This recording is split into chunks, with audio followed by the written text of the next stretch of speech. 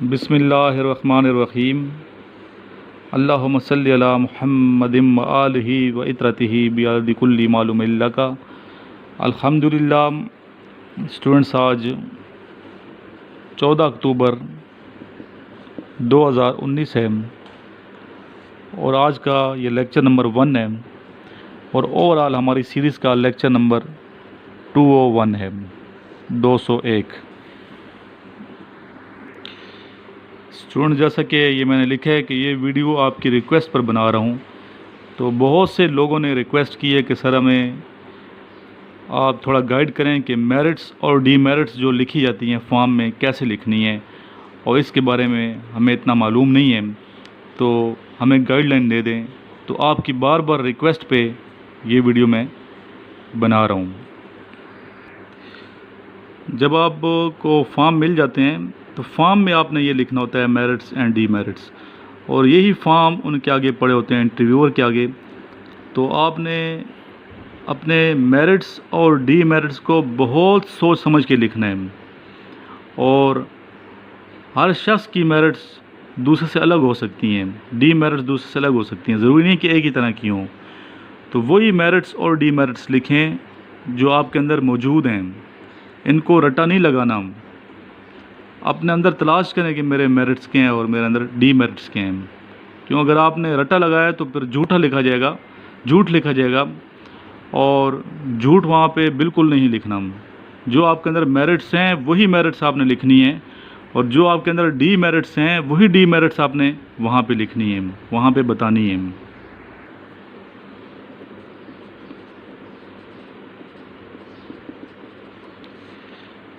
Students, demerits आपने वो लिखनी है जिससे दूसरों को नुकसान ना पहुंचता हो, मुआशरे को नुकसान ना पहुंचता हो, सोसाइटी को नुकसान ना पहुंचता हो, वो डीमेरिट्स आपने लिखनी है।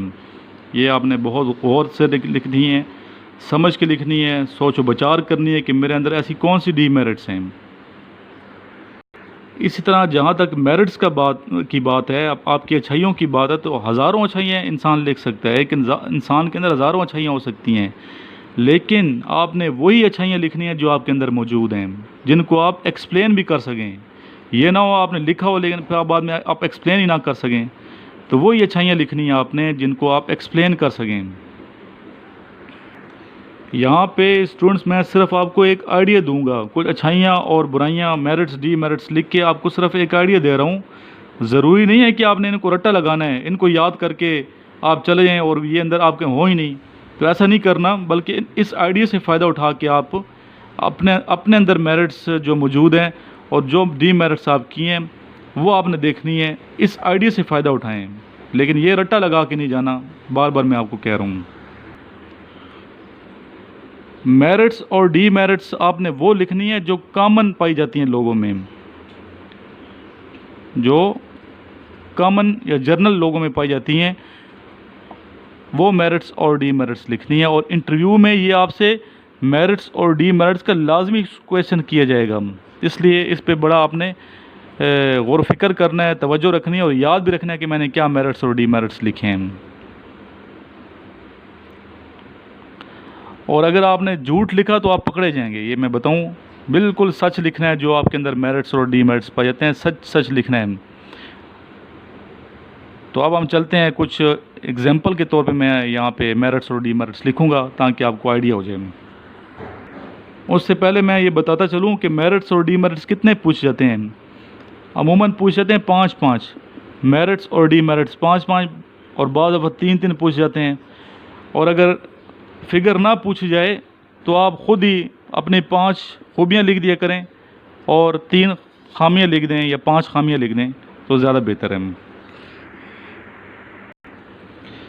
अब ये सवाल कि इनको लिखना कैसे है, एक्सप्लेन करके लिखना है, ये पॉइंट्स की शक्ल में लिखना है। तो स्टूडेंट्स, आप पॉइंट्स की शक्ल में भी लिख सकते हैं और पैराग्राफ की शक्ल में भी लिख सकते हैं। ठीक है, आप पैराग्राफ की शक्ल में भी लिख सकते हैं, पैरे की शक्ल में भी, और पॉइंट्स की शक्ल में भी लिख सकते हैं। इट्स अप टू यू, आपकी अपनी मर्ज़ी है कि आप पॉइंट्स लिखते हैं या पैराग्राफ लिखते हैं। फिर स्टूडेंट ये भी क्वेश्चन करते हैं, सर इंग्लिश में लिखनी है या उर्दू में लिखनी है। तो स्टूडेंट, ये इंग्लिश में आपने लिखनी है, उर्दू में नहीं लिखनी, आपने इंग्लिश में लिखनी है, क्यों फॉर्म इंग्लिश का होता है, तो इंग्लिश में आपने याद करके जाना है। मैं 2 कॉलम बनाए हैं आपके लिए। सबसे ऊपर मेरा मोबाइल नंबर लिखा हुआ है, कोई क्वेश्चन है तो आप यहाँ पे पूछ सकते हैं। एक कॉलम में मैंने मेरिट्स को जगह दी है और दूसरे में डीमेरिट्स के लिए जगह मखसूस रखी है। तो सबसे पहले हम लिखेंगे मेरिट्स, जो खूबियाँ हैं, और फिर मैं आपको बता दूं कि इनको रट्टा नहीं लगाना, ये एक आइडिया के तौर पे लिख रहा हूँ। आपने अपने अंदर खूबियाँ तलाश करनी है, अच्छाइयाँ तलाश करनी है, जिनको आप एक्सप्लेन भी कर सकें। नंबर 1 पे जो मैं लिख रहा हूँ वो है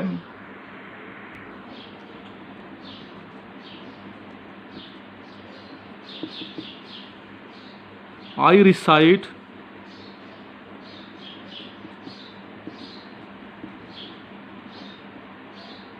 होली कुरान डेली। आमतौर पे सारे लोग, सारे मुसलमान तिलावत करते हैं कुरान मजीद की रोज़ाना, तो ये बहुत अच्छी खूबी है, जर्नल है, तो ये आप लिख सकते हैं अगर आप तिलावत करते हैं। नंबर 2 पे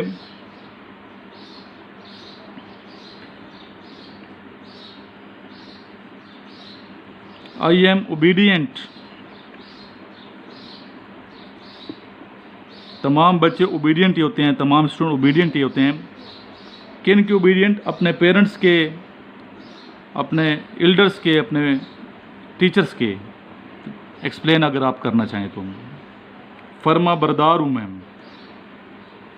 नंबर 3 पे लिखेंगे I always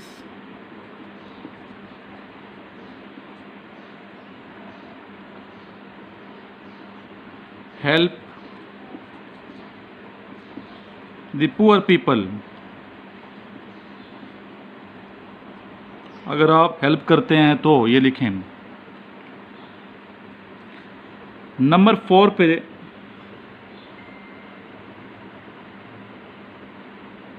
I am a hard worker.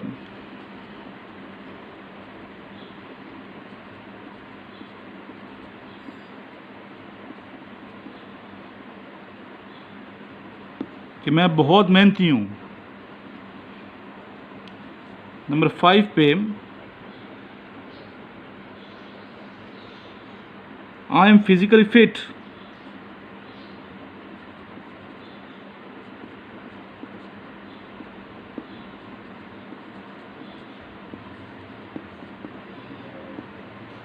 और अगर आप कोई गेम खेलते हैं तो लिख सकते हैं आई एम अ गुड प्लेयर। अगर हॉकी खेलते हैं तो आई am a good player of hockey. अगर क्रिकेट खेलते हैं तो आई am a good player of cricket. लेकिन आपको उसके रूल्स वगैरह भी पता होने चाहिए। अगर आप यहाँ लिख रहे हैं कि मैं फिजिकली फिट हूँ, तो वहाँ फिर फिटनेस दिखानी, ये ना हो कि आप ऑब्स्टिकल ही ना कर सकें, तो फिर झूठ पकड़ा जाएगा आपका। तो अगर आप फिजिकली फिट हैं तो फिर आपने ये लिखना है।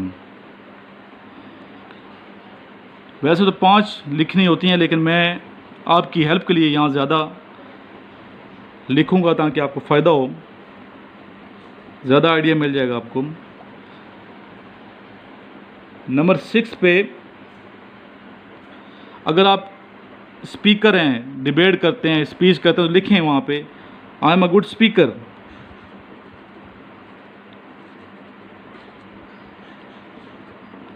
और आपसे अगर स्पीच सुने वो, तो आपको स्पीच आनी भी चाहिए। इस तरह लेक्चरेट में बेहतरीन फिर परफॉर्मेंस आपने देनी है। ये ना हो कि लेक्चरेट में फिर आप वहाँ खड़े हो जाएं खामोश और आपकी आवाज़ ही क्लियर ना हो, फिर यह वो कहेगा ये झूठ इसने लिखे है। नंबर 7 पे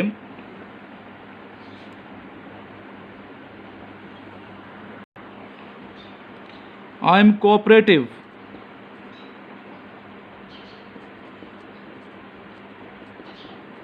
कोऑपरेटिव का क्या मतलब है? दूसरों की मदद करना, हेल्प करना। तो फिर आपने कोऑपरेशन शो भी करनी है। जो टास्क होंगे आउटडोर इनडोर, उनमें अपनी कोऑपरेशन शो करनी है। ये ना यहाँ आप कोऑपरेशन लिख रहे हैं कि मैं बड़ा कोऑपरेटिव हूँ, और वहाँ आप कोऑपरेशन शो ही नहीं कर रहे हूँ। Number 8 I am punctual. Punctual का क्या मतलब है? टाइम की पाबंदी करने वाला, वक्त की पाबंदी करने वाला। तो पंक्चुअलिटी आपने शो करनी है, और बहुत अच्छी खूबी है ये पंक्चुअलिटी। दोबारा इनको देख लें एक नज़र। I recite holy Quran daily, I am obedient, I always help the poor people, I am hard worker, I am physically fit, I am a good speaker, cooperative, punctual. काफ़ी हैं, ये और ज़्यादा लिखवाऊँ? चलें एक दो और लिख लें।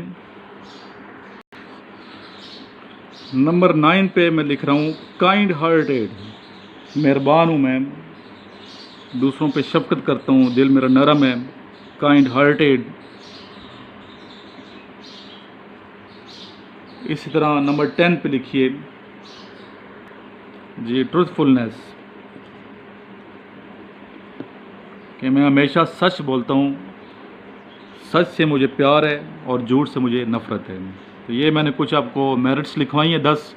तो अभी इनमें से देख लें, आपके अंदर जो मेरिट्स हैं वो आप चुन लें ताकि आपको आसानी हो जाए। अभी हम आते हैं डी मेरिट्स की तरफ।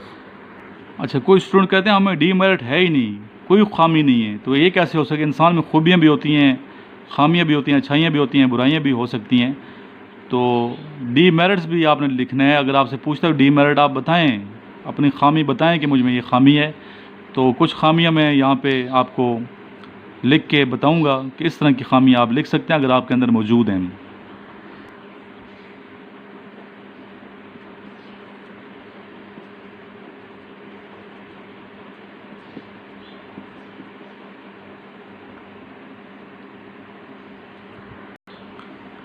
I am talkative. टॉकेटिव का क्या मतलब है? बातूनी। फिर आपसे पूछे बातें करते हैं तो किधर, तो आप कह सकते हैं फ्रेंड्स में जब मैं बैठता हूँ तो मैं बहुत ज़्यादा बोलता हूँ, बहुत ज़्यादा बातें करता हूँ।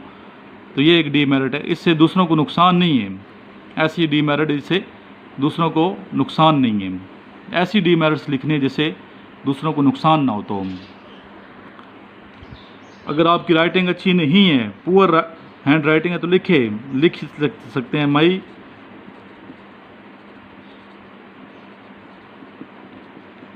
हैंड राइटिंग इज़ पुअर, कि मेरी राइटिंग अच्छी नहीं है। आपको एहसास है कि आपकी राइटिंग अच्छी नहीं है और आप बेहतरी के बारे में सोच रहे हैं, तो इसको पॉजिटिव लिया जाएगा। नंबर 3,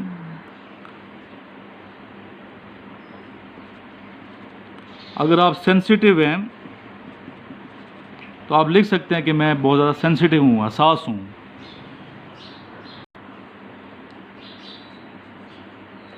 नंबर 4 पे लिखे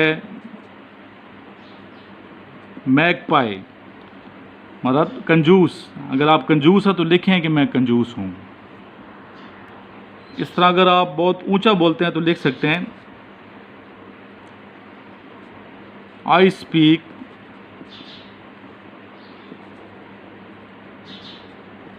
लाउडली, कि मैं बहुत ऊंचा बोलता हूँ, या तेज़ बोलता हूँ तो फिर तेज़ लिख सकते हैं कि मैं बहुत तेज़ बोलने वाला बोलता हूँ, या तेज़ चलता हूँ तो लिख सकते हैं मैं बहुत तेज़ चलता हूँ। लेकिन उधर फिर आपने शो भी करना है कि आप ऊंचा बोलते हैं। ये ना हो कि स्पीच लेक्चरेट कर आप टॉपिक दिए, आपकी आवाज़ ही किसी को ना आ रही हो, फिर ये वो समझेंगे ये झूठ बोलता है ये शख्स। इसी तरह आप लिख सकते हैं अगर मोबाइल फ़ोन ज़्यादा यूज़ करते हैं तो ये आपकी खामी है, मोबाइल एडिक्टेड।